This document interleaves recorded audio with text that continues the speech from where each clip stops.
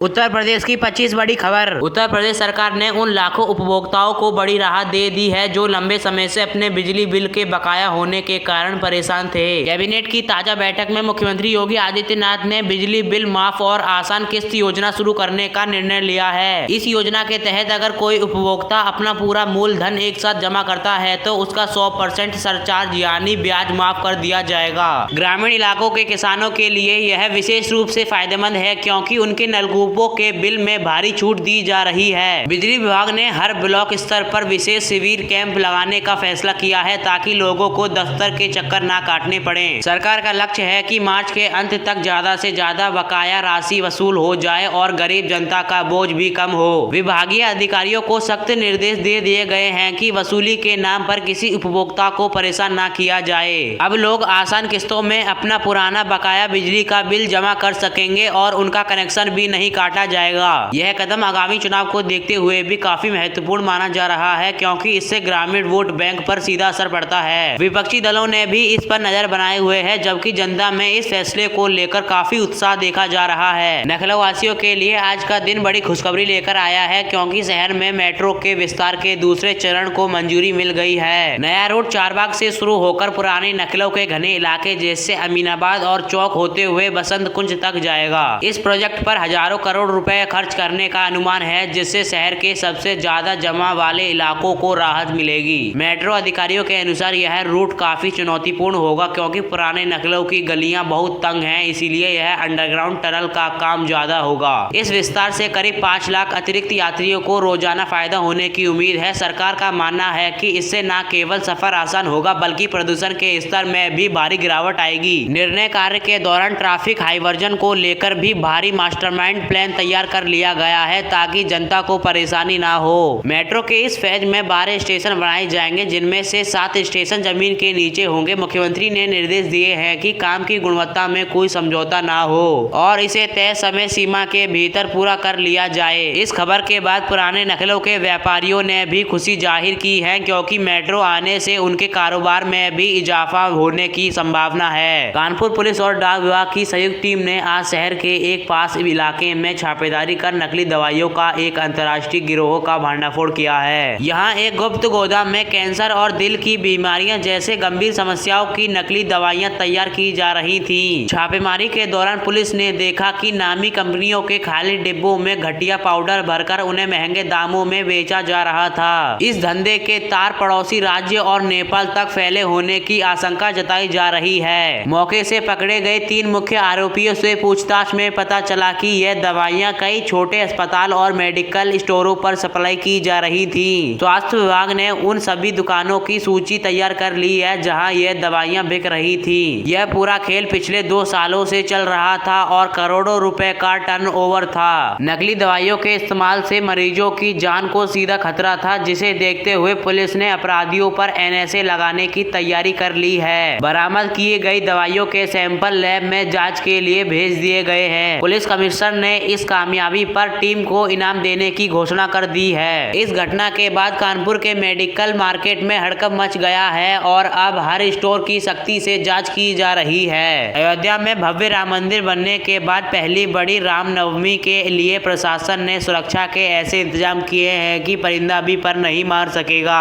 इस बार अनुमान लगाया जा रहा है कि लगभग 50 लाख श्रद्धालु रामलला के दर्शन के लिए पहुंच सकते हैं। पूरी अयोध्या नगरी को 10 जोन और 35 सेक्टरों में बांटा गया है जहां लाखों पुलिस कर्मचारी तैनात रहेंगे। भीड़ नियंत्रित करने के लिए राम जन्मभूमि की ओर जाने वाले रास्तों पर बैरिकेडिंग की गई है और जगह जगह LED स्क्रीन लगाई गई है। श्रद्धालुओं की सुविधा के लिए 24 घंटे पीने के लिए पानी और चिकित्सक शिविरों की व्यवस्था की गई है। मुख्यमंत्री खुद हर घंटे की अपडेट ले रहे हैं और उन्होंने अधिकारियों को निर्देश दे दिए हैं कि किसी भी भक्त को दर्शन के लिए परेशानी ना हो। अयोध्या के सभी होटलों और धर्मशाला की एडवांस में बुकिंग हो चुकी है जिसके लिए प्रशासन ने रेट लिस्ट जारी की है ताकि लूट खसोट ना हो। सुरक्षा के लिए ATS और ड्रोन कैमरों की मदद ली जा रही है। सरयू नदी की घाटों पर गोताखोरों की तैनाती की गई है ताकि स्नान के दौरान हादसा ना हो। प्रशासन ने अपील की है कि लोग धैर्य रखें और सरकारी निर्देशों का पालन करें। ये अयोध्या के न केवल धार्मिक दृष्टि से बल्कि यूपी की पर्यटन क्षमता को दिखाने के लिए भी एक बड़ा मौका है। उत्तर प्रदेश सरकार ने परीक्षाओं में पारदर्शिता पारदर्शिता लाने के लिए देश का सबसे सख्त पेपर लिंक विरोधी कानून विधानसभा में पास कर दिया है। अब अगर कोई भी व्यक्ति पेपर लिंक करते हुए या इसमें मदद करते हुए पकड़ा जाता है तो उसे कम से कम 10 साल से लेकर उम्र कैद तक की सजा हो सकती है। इसके साथ ही दोषियों से 1 करोड़ से लेकर 10 करोड़ रुपए तक का भारी भरकम जुर्माना भी लगाया जाएगा। कानून में प्रावधान है कि पेपर लिंक में शामिल गिरोहों की पूरी संपत्ति कुर्क कर ली जाएगी ताकि नुकसान का भुगतान किया जा सके। यह कानून निजी और सरकारी दोनों तहत की प्रतियोगी परीक्षाओं पर लागू होगा।